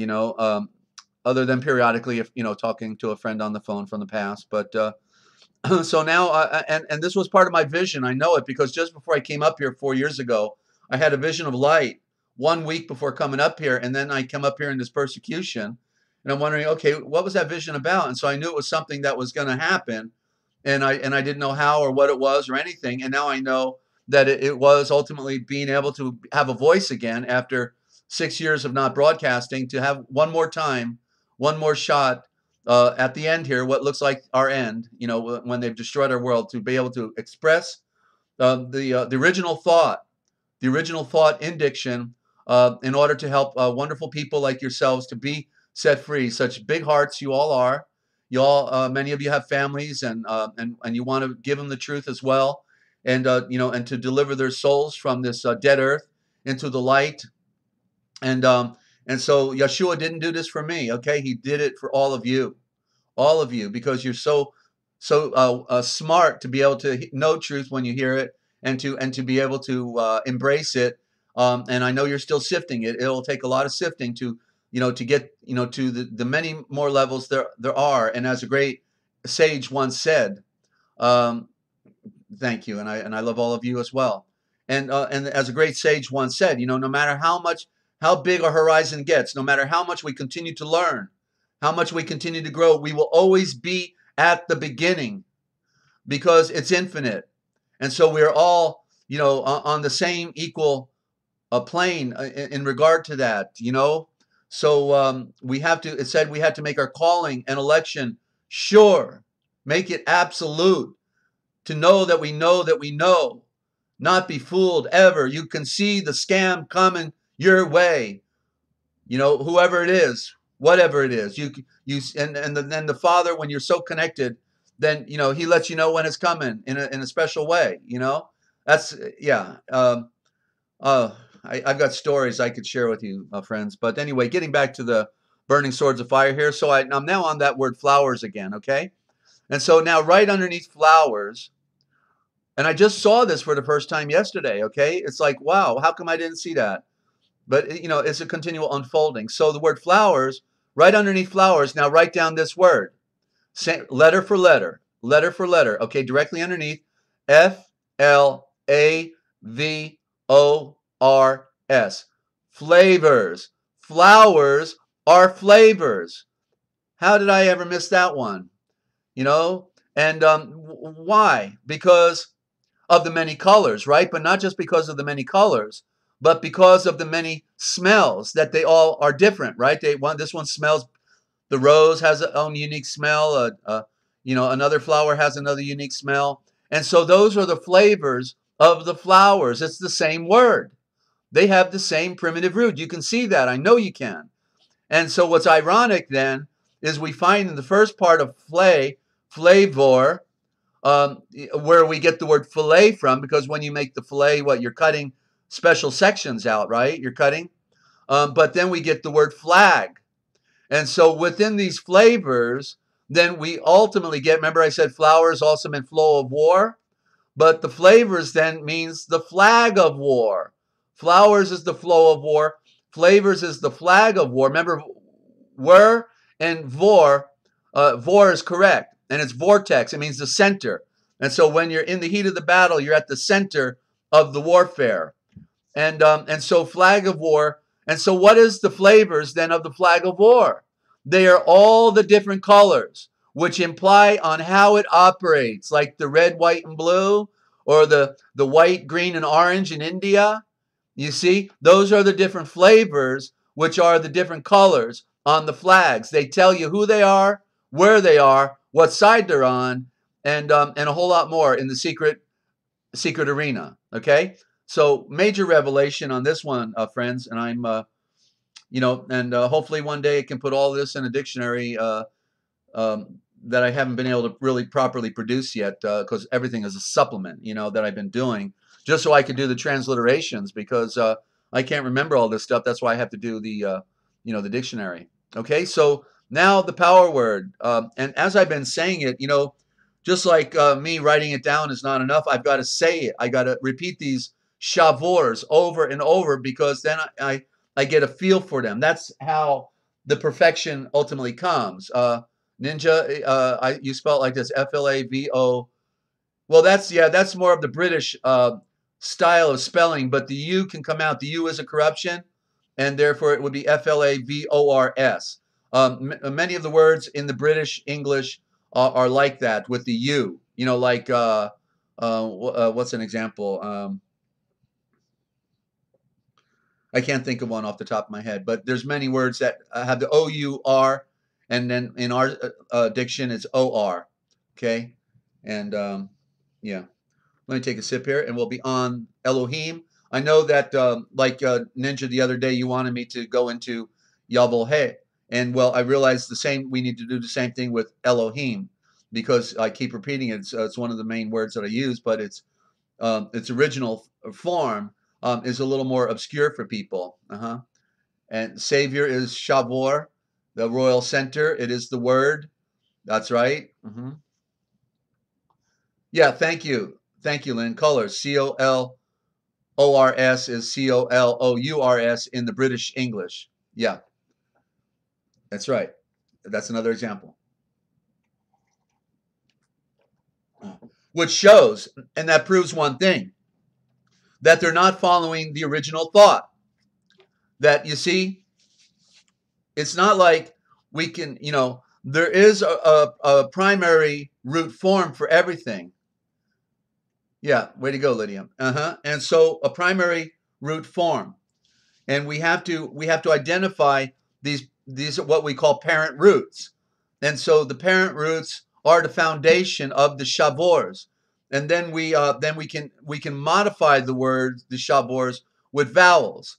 And then it means this, or then it means this. You see.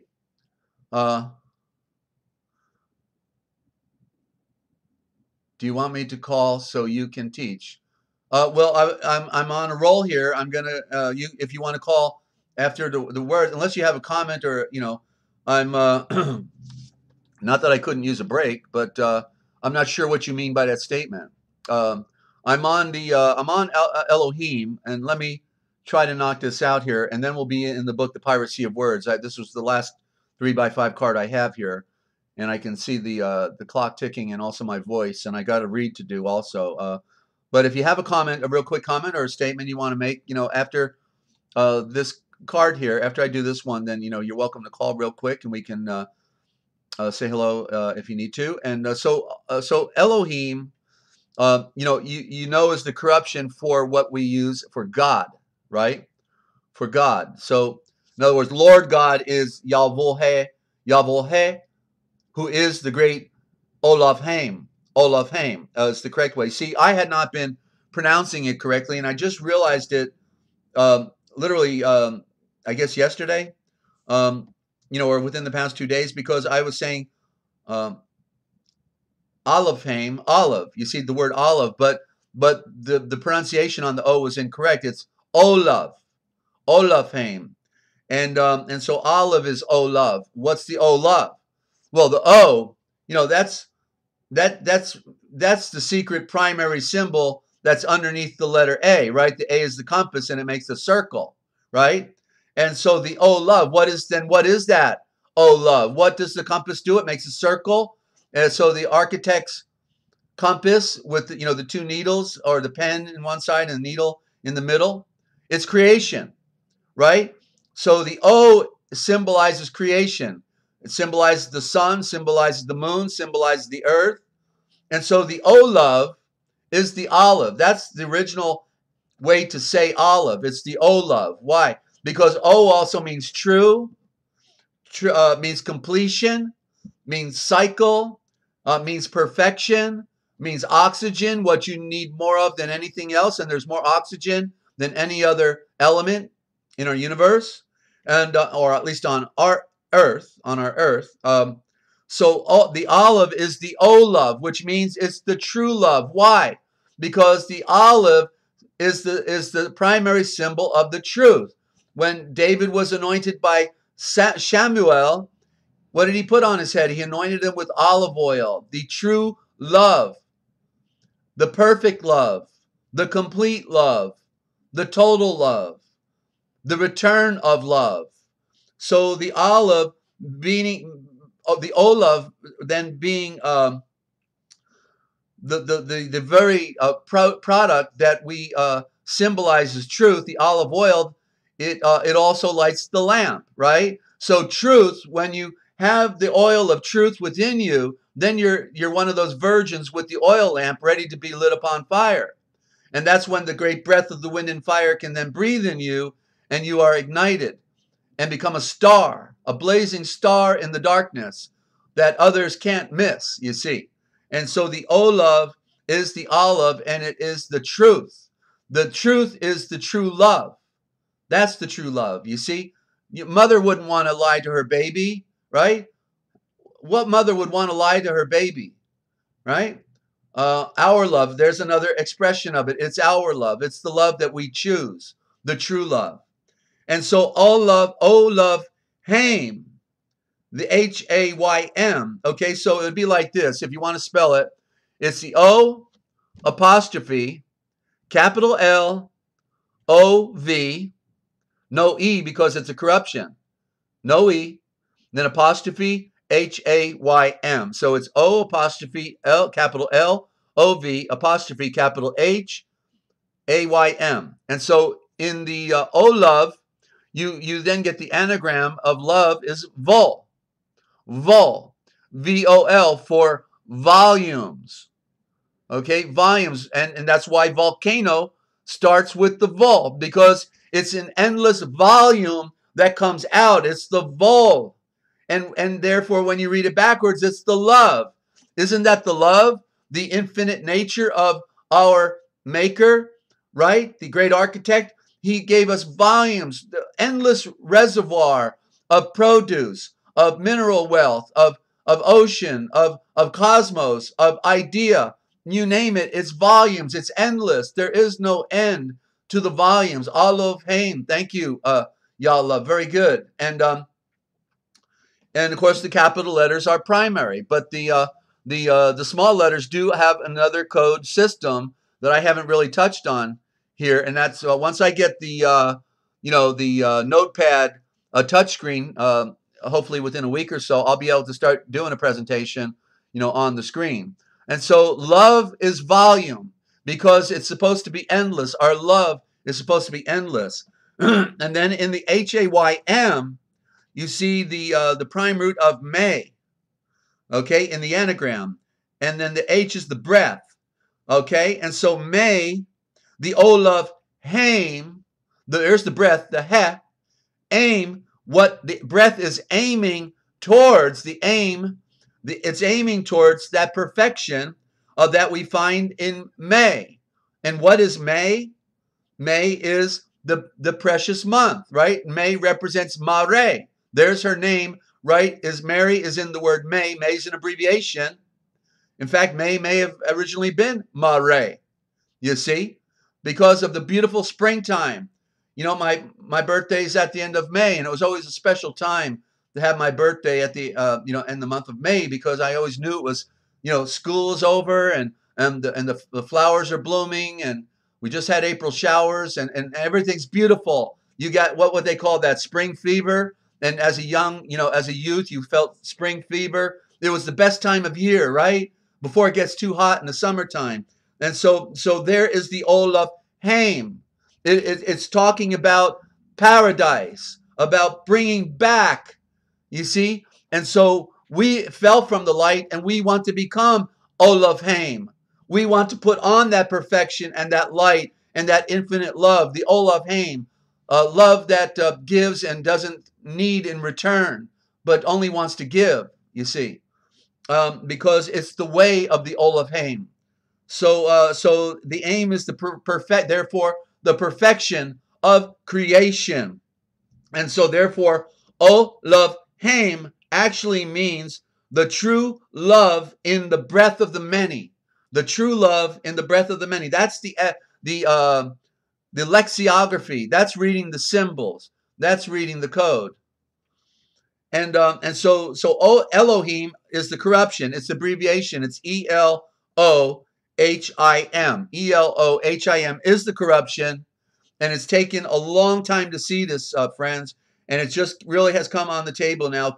Finally, the final element in the sound itself, but also in the spelling. Because okay, here's the other part. The O. Let's talk about the O, because see, the L, E-L, is the corruption of the O. Why? Because the L is the primary. We know that we get the word elevator and elevation. Enlightenment is in that L. But the E is a corruption, as I've stated. But the L, okay, the L is is expressive of Elohim, right? And therefore, what is the primary essence of Elohim but sun and moon? The two symbols up in the sky, the duality, the light and the darkness, the power and the weak. Okay, and so literally the L is synonymous, therefore, with the O. These are the two columns. Remember, we've talked about it. The two columns on each side of the altar in that occultic tradition that is Israel embraced and therefore was destroyed, was the two columns represent sun and moon. Sun and moon. And that's why in the aspect of time and an age and a creation, when the Twin Towers came down, it was symbolic of sun and moon going down and then coming up as a one new tower of creation that they put there after, 10 years later. But the point is that the columns represent sun and moon, and that's the L. That's the obelisk, you see. Okay? So you've got to be able to read the symbol. That's why it's important. So I finally, because I was confused about it, I'm thinking, how does the O replace the EL? But then I realized the E is the corruption. The E is the diversion, because the L stands by itself and it speaks by itself. It is And so the O is the original. And we have to get to the original. And it's the O. Okay? So Olofheim is it, and I've been looking at it for months, wondering what's going on. What am I missing here? And then because I've been repeating it over and over with you, it finally got in me. And then I realized, okay, it's the O. I was saying it wrong. It's not Al, but it's Olofheim. Olofheim. And yeah, so there you go, ladies and gentlemen. That's the original thought. You look at the word. Obviously, if you showed it to somebody out there, they wouldn't know what to think of it. But because you know the meaning of the symbol, and you know this is the Indo-Germanic origin, you can now embrace it. I mean, did you ever look at Greek? Like, did you wake up one day and say, hey, I think I'd like to learn Greek? Of course not. Why would you want to learn Greek when it's such, a pathetic, diction, right? I mean, you have to become dedicate your life to something like that to learn it. But yet, notice how the letters changed. Here's part of the code that they switched out, right? If you remember, go look at any of the Greek monuments. When you look at the Greek monuments, they use capital letters, like we see what Yalov typed out in Olofheim. You see all capital letters on the Greek monuments. But what happened? After Greece went down and the Roman Empire goes up, they're going to now use the code. They're going to use it in their Latin and on all of their monuments. And that was also the Phoenician script as well. The merchants, and that's what Rome was, right? It was a big store. Moral, Rome, give me more. Give me more. Rome, anagram. And so the point is, what happened with the Greek alphabet? It was all capital letters. And then when we get our Strong's Concordance, 2,000 years later, we find out that there's all these squiggly little letters in the Strong's, and they call it Greek. Do you see those little squiggly letters on the monuments in Greece anywhere? I don't think so. So is it possible they did a switch out and they're lying to us and they invented those squiggly little letters we call Greek in order to confuse the mind and to switch out our history so that we will never get the picture? Are you with me? Okay? It's the greatest show on earth, ladies and gentlemen. Who could figure it out?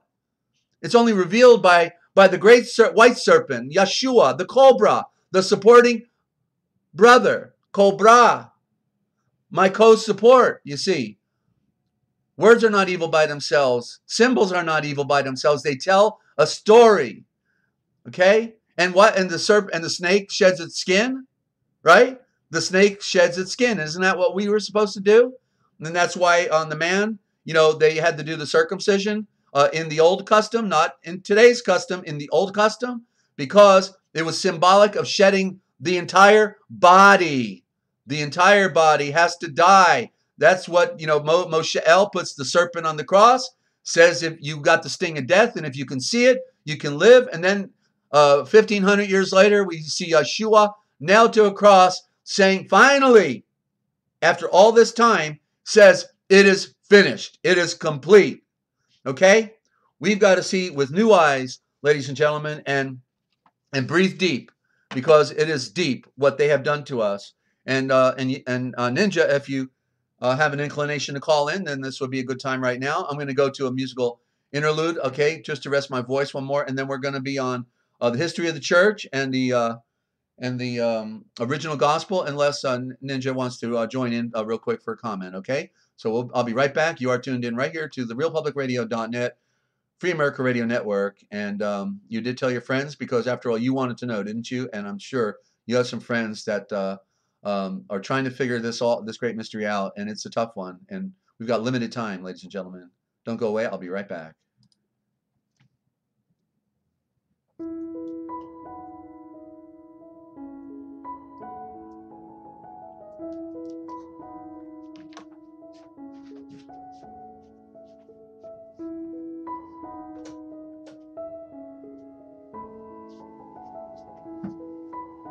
They not only switched out the Greek, but they switched out the Aramaic. That'll be a story for another day.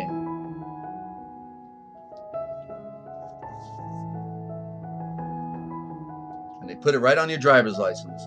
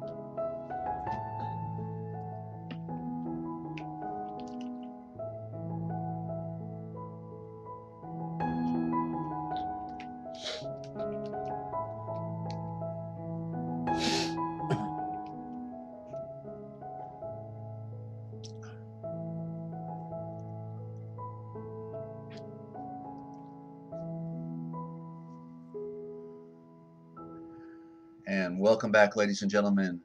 You are tuned in right here to the RealPublicRadio.net's Forbidden History series, what they didn't want you to know, but we tell right here. And I'm your host, Desert Owl. And it's dark out there, is it not? And it's a cloud of mysteries.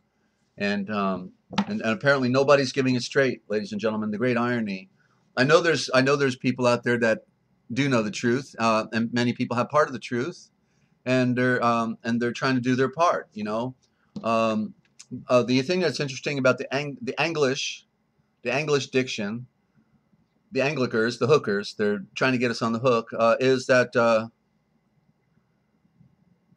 thing that's interesting is that it is the universal tongue that they created for their one world order, and they chose to use a bastardized form of Aramaic, to create their one world diction. You know, the people in China are speaking a broken English, and then all of Europe. Remember, all of Europe, they got everybody over there in school to learn English, right? They started like what, 50 years ago. See, because they wanted everyone to be able to speak that one tongue of the bastardized form of Aramaic, Indo-Germanic mother tongue called English, an engineered form of communication that was corrupted. It was a code, is a code that is a corruption of the original thought, and that's, to me, that's their biggest Achilles heel.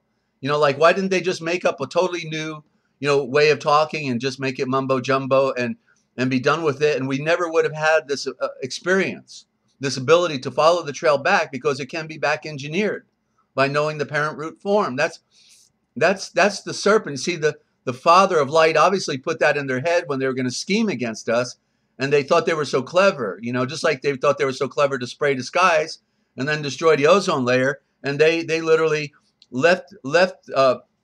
used an original form of diction that was their diction, because it is the Aryan tongue, tone key, original thought, tone key, right? So it was their baby from the beginning, and therefore they said, well, no, let's just alter it. We'll put it on the sacred altar, and we'll alter it. We'll have a religious experience, and therefore nobody can figure it out.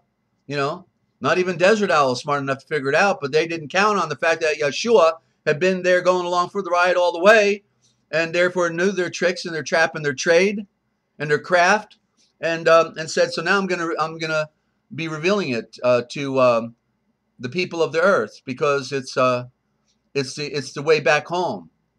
There's no place like home, right? No place like home. There's no place like home, because it is our tradition. It is our cultural heritage. It was the gnosis, the breath that was breathed into Hadam, and he became a conscious, breathing entity. So this is all relevant. This is where it's at, ladies and gentlemen, because without proper communication, we cannot go back home, unless the divine light gives us that grace. The grace is the favor for all.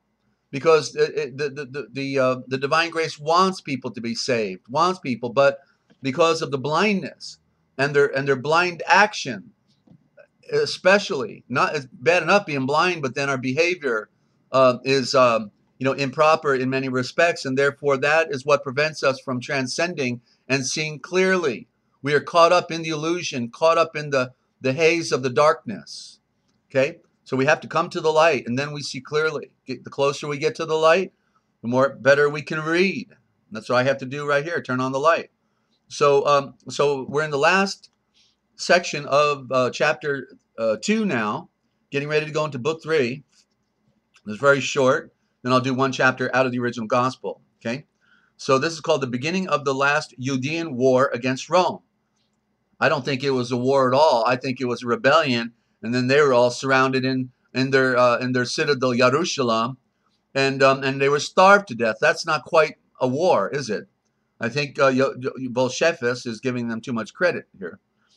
In the course of his very long account of the catastrophe that overwhelmed the entire Judean nation, Josephus expressly states that in addition to very many other innumerable Judeans in high position were flogged with scourges and crucified in Jerusalem itself by Florus.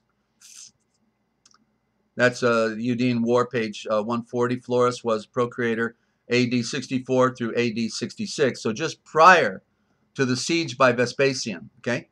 And that he was procurator of Judah at that time when the beginning of the war, okay, so there was a revolt. Okay, yeah, but prior to the siege on Jerusalem, there was a revolt, and that's what it's referring to here, and that he was procurator of Judah at the time when the beginning of the war blazed up in the 12th year of Nero's reign, and that so the procurator was Florus. It sounds like flour. Then he says that throughout Palestine, the revolt, and by the way, in the word Palestine, if we spell it correctly, we see Philistine. Okay, still there today, the Philistine. The revolt of the Judeans was followed by a hopeless confusion.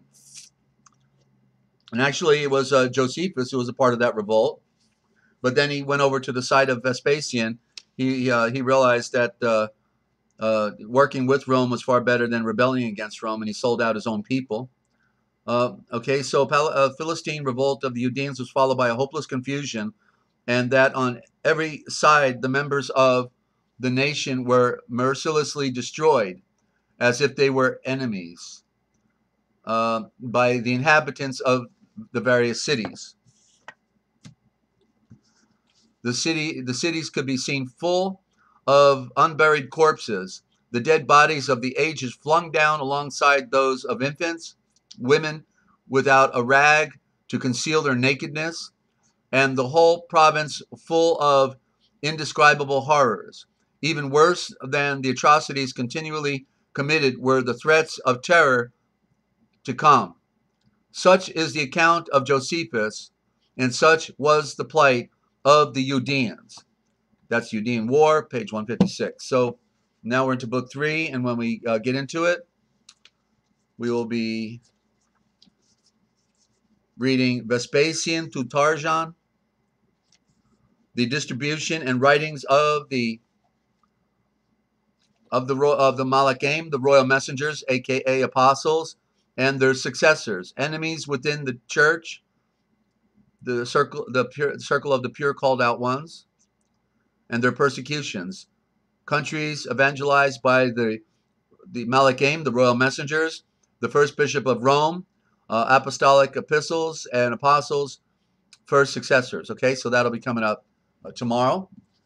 And now we're in the original gospel, and I'm so grateful that many of you are staying tuned in and getting to hear the original thought. I read the original gospel in the original thought. I've been transliterating as I read for all of my adult life, basically. Probably since I was 24 or 25 or 26 years old, I saw the shavors, I saw the corruption with the words bless and behold and lo and believe and righteousness and all these terms, even baptized, as these are all occultic words that came to us through the Vatican Curii, College of Abbreviators. And so this was the anointing. This is after I climbed the mountain and I came back down. That was when I was 22 years old. The words opened up to me. Okay. And so I transliterate as I read, so you can follow along. And if anybody needs a copy, a free download on a PDF of this work and wants to follow along, then all you have to do is go to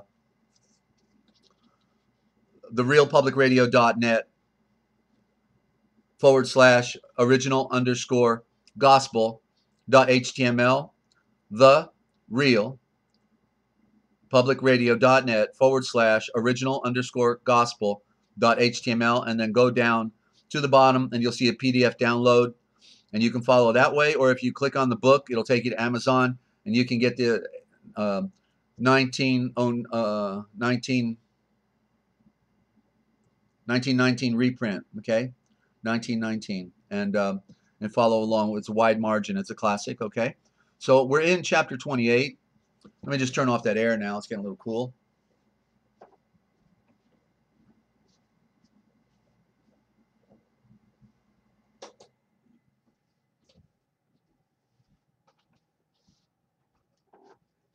And hope one day one of our friends out there from another part of the world will call in. I'd love to hear and meet new people that have been joining us. I know you're all listening intently, and we talk by the texting, but always be fun to hear from somebody new. And this might be our only time to connect that way, you know, before the big fan gets hit and everything goes down. You must see and read it for yourself. That's right, y'all love. That's right.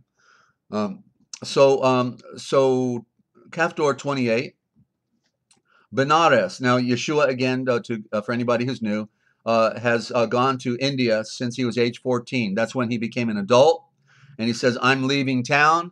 This place stinks, and I'm going where people are. I want to visit the people of the other parts of the world that are also just as precious as the people in Judah, and maybe even more so." And so he went to the most ancient part of the world, which was India. They call Mitzrayim, aka Egypt, the cradle of the world, but really India was the cradle land that designed everything else for the rest of the world. The unseen hand, the ancient Aryan Brahmin priesthood, scam artists, and so he went there into their temples, and he could interpret their scriptures better than they could. And everywhere he went, at least the good people, not the bad ones, but they recognized him as the one who was promised to come from ancient time. Everyone pretty well knew in all the ancient cultures there was one who was going to come at the end of time to deliver the world, and that's why we found so many false Mashiachs. Okay? Every culture had their own savior, their own false Mashiach, because they all knew from ancient tradition that one was going to come to redeem the earth. They all knew they were in the fall. Okay, they all knew they were serving the darkness, and they were seed of moon, not seed of the light, seed of the moon. Okay, so chapter 28, Benares is the city, the sacred city of the Brahm. And in Benares, Yeshua plowed and planted seed. Udraka was his host, and host would be his only true star. Okay, if you go stay with somebody, they're your true star because they're taking care of you. They're giving you quarter and courtesy in this exchange. So it's called the host, but it's the true and perfect star. The host is another code, HOST. You get the H is the word the and the breath, and then the O, it means true. And then the ST is the abbreviation prime root of star, you see? So he's the only true star. He's taking care of Yeshua. So Udraka made a feast in honor of his guest, and many high-born Hindu priests and shofars, scribes, were there. And Yeshua breathed unto them, "With much delight I speak to you concerning life, the brother estate of life. The universal Olavhaim is one. The omniversal Olavhaim is one. Yet he is more than one. All things are Olofheim. All things are one. By the sweet breaths of the great Olofheim, all life is bound in one. And when we talk about the atom, I think that helps create the picture, right? From a physical standpoint, let alone from the etheric spirit standpoint. So if you touch a fiber of any living thing, you send a vibration from its center to the outer bounds of life. And when you crush beneath your foot the meanest serpent, you shake the throne of the great Olofheim and cause the sword, the shavor of right, the sword of right to tremble, to shake and rattle in its sheath. The bird sings out its song for blood of the earth. The blood of the earth vibrates in unison to help it sing. The ant constructs her home, the bee its sheltering comb. The spider weaves her web, the flowers breathe to them a spirit in their sweet perfumes that gives them strength to work. Now, blood of the earth and birds and beasts and the royal nature of all lower creation, the creeping things are the extensions of deific nature made flesh. And how dare blood of the earth kill anything?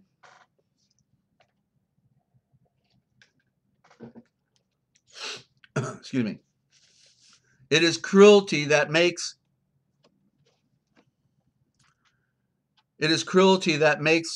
the world go astray. When blood of the earth have learned that when they harm any living thing, they harm themselves. They surely would not kill, nor cause anything that the great Olofheim has made to suffer pain. A lawyer breathed, I create light for you, Yeshulamva. That's the more primitive of Yeshua, Yashulamva.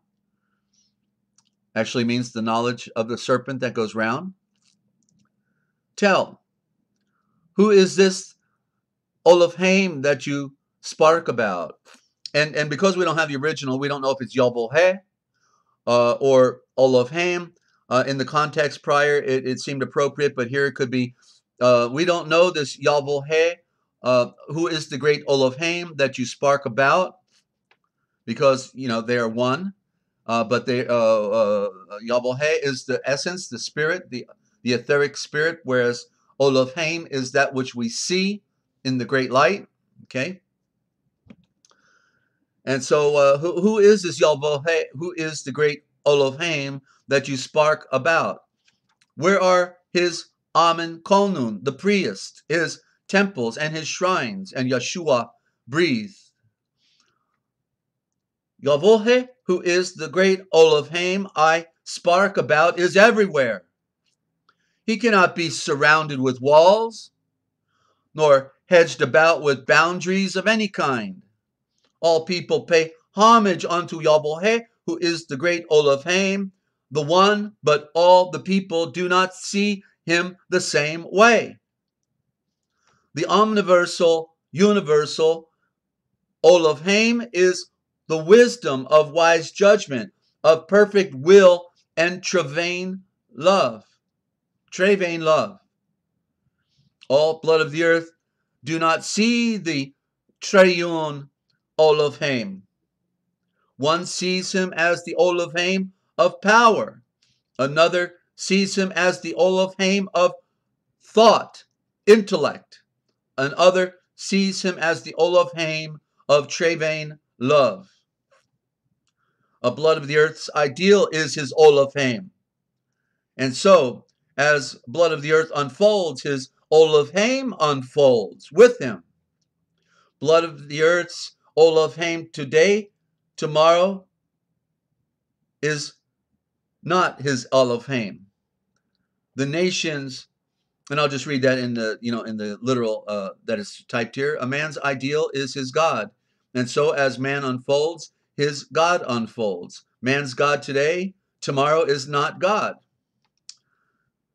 Because, yeah, we've been lied to so well. That's the problem. And continuing, the nations of the earth we see, the nations of the earth see the great Elohim from different points of view. And remember, they all recognized that the light represented the great Elohim, okay? They all knew the light, and they knew they were serving the darkness because they couldn't even look at the light, you see, in the metaphysical sense. They couldn't even look at the light.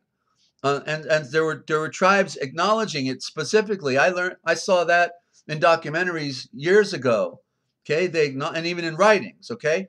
That they acknowledged, they knew they were serving what we would call a lesser God, because the great God was too great and was far away, and therefore they couldn't even look at him, let alone communicate. And so they were serving the feminine aspect of that, the weaker, right? That's what the imagery the woman takes on. She gets a bad rap for a lot of things, but we're all in the fall together, and it's all about symbolism. It's just recognizing the symbol of what it implies. And so they were serving the weaker. This is the weaker, okay? And every nation sees a part. Let me try this again. And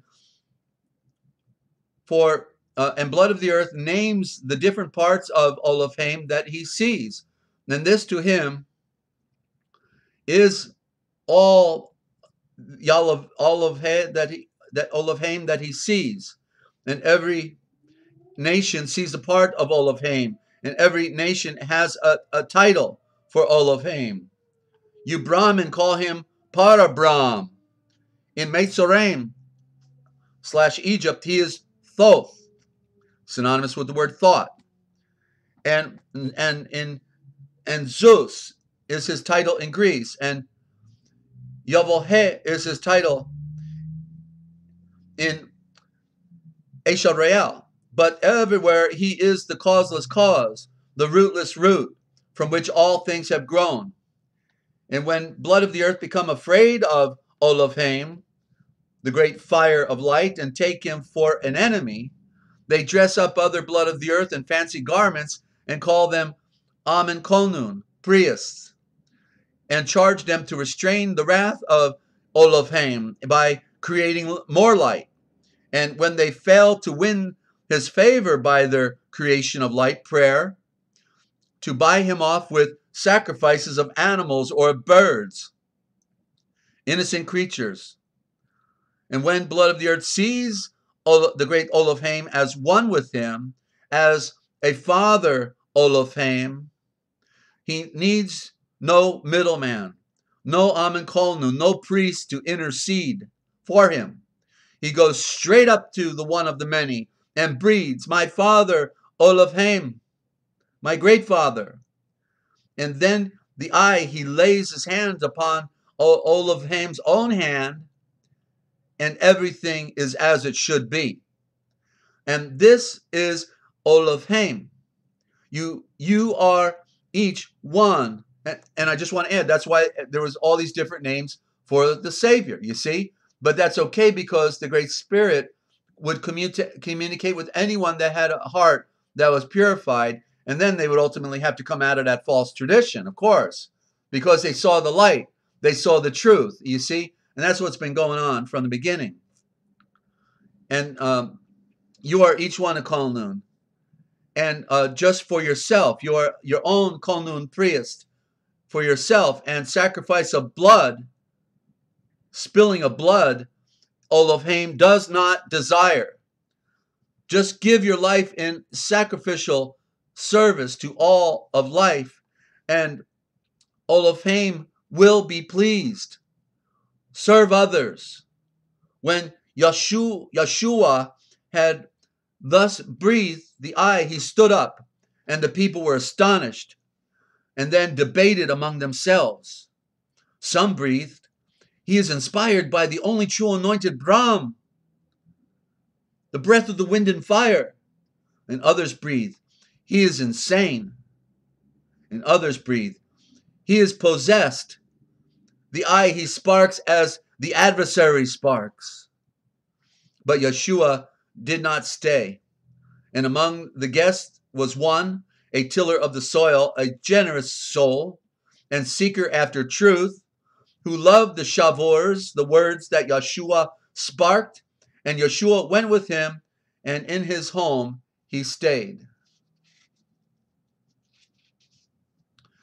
And when we pick it up next time, we'll be in Chapter 29, ladies and gentlemen, and you just got the Forbidden History series. I want to thank you for spending time here today on the Forbidden History series.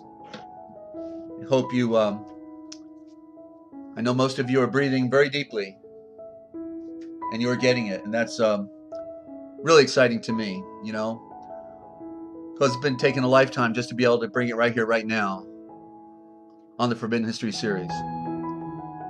Hope all of you are doing well out there. Remember, if you have any struggle of your own, you're always welcome to call anytime. Love to hear from you. We're all in this together.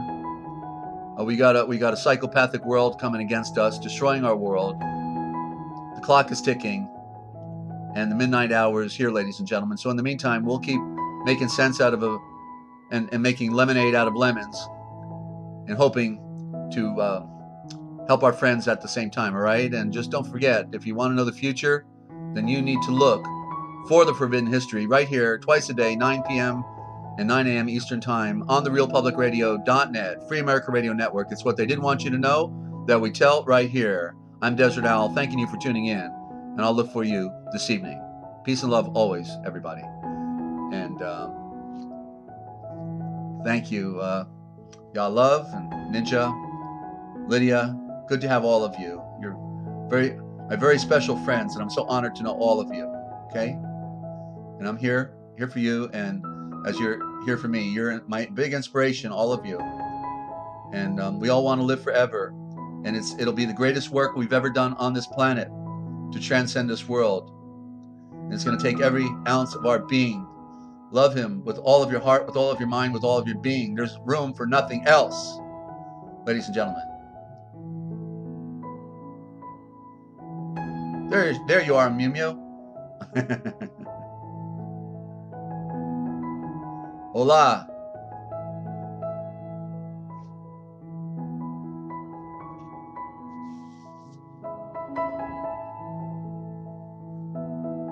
Thank you, Teresa.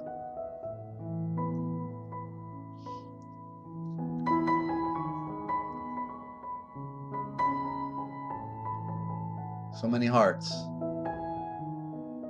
Thank you, Mew Mew. So many precious hearts out there.